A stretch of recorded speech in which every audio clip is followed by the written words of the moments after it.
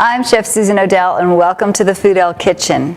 I use a lot of herbs in cooking, or herbs if you like to call them that, and I want to just have a quick look at how to store and chop some of the most basic herbs that you're going to be using on a regular basis.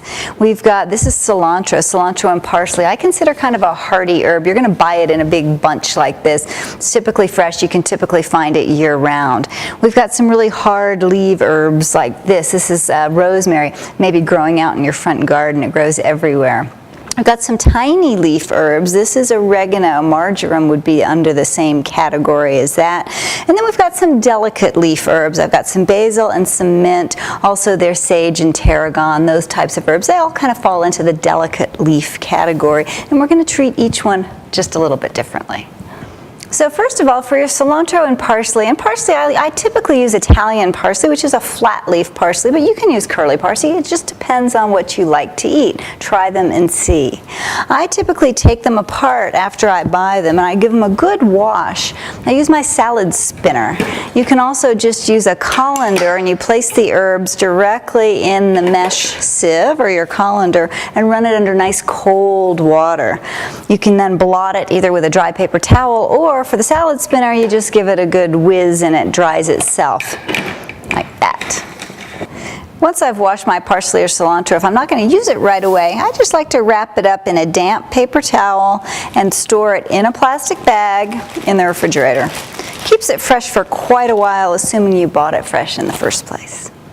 When you're chopping parsley or cilantro, you typically don't want these kind of heavy stalks in your dish. So you do want to go through and pick off the leaves as much as you can. Leave the stalks behind because they're not as good to eat. Once you've removed your leaves from the stem, just give them a good chop with a nice chef's knife. Rock your knife on your board and just run through the leaves until it becomes the consistency or the size of chop that you want, finely chopped versus roughly chopped, etc. Whenever I'm finely chopping herbs, especially cilantro and parsley that I use a lot, I always make a little extra. I keep it in a bowl in the refrigerator and just cover it with plastic wrap, and usually, if I'm lucky, it'll last a couple of days, and then you've got some nice fresh parsley or cilantro to drizzle on just about anything you make. Good idea. Rosemary is a very strong herb. It's got such a delicious smell. A lot of times you'll just use a whole stalk or two to flavor maybe a sauce or a soup or a stew. But other times you're going to want to chop it, and it's best to chop it pretty finely because it is so strong you don't want to get a big bite of rosemary in your dish. So with rosemary, again, you want to remove the leaves from the stalk. Just hold it at the top with one hand and run your fingers down the length of the stalk and remove the individual leaves. To chop it, again, you want to use a good chef's knife, and you're going to use your rocking motion. Hand on top of the knife, point is always on the board, and just rock right through those leaves to get a nice fine chop of rosemary. So if you buy rosemary in a store, you're probably buying it in one of these little plastic containers, and if that's the case, store it in the container. It's a really good storage case for it, and it should last up to a week in the refrigerator.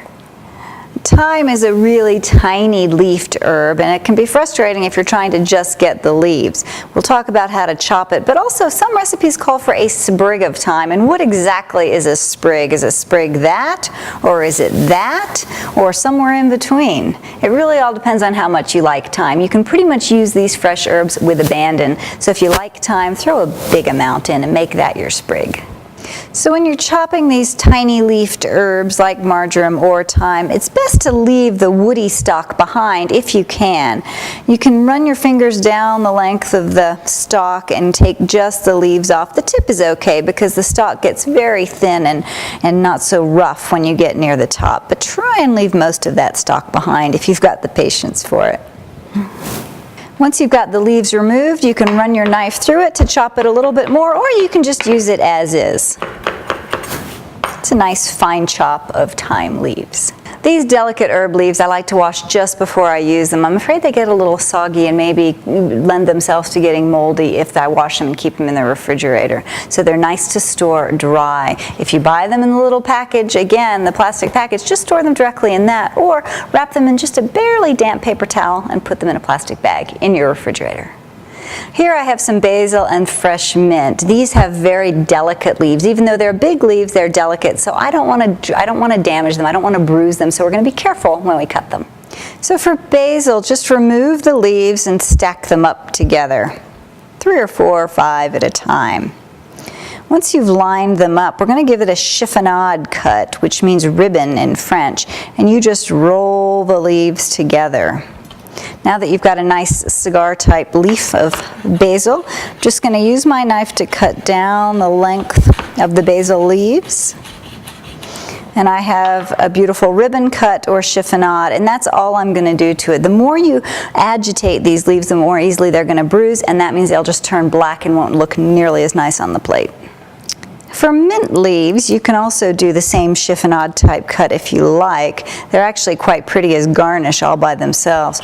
Or you can just give them a rough chop if you're tossing them in salads and things. Again, you don't want to run your knife through them too much or the leaves will bruise. Herbs with delicate leaves should be stored in your refrigerator with just a barely damp paper towel wrapped around it inside a plastic bag. The best way to store any herb really is in the ground. Grow them yourself. But if you can't do that, just look for what's in season and you'll pay a lot less money for them. Also, you can always substitute dried herbs in lieu of fresh. Just use about 1/3 the quantity of dried as what's called for the fresh. Bon appetit.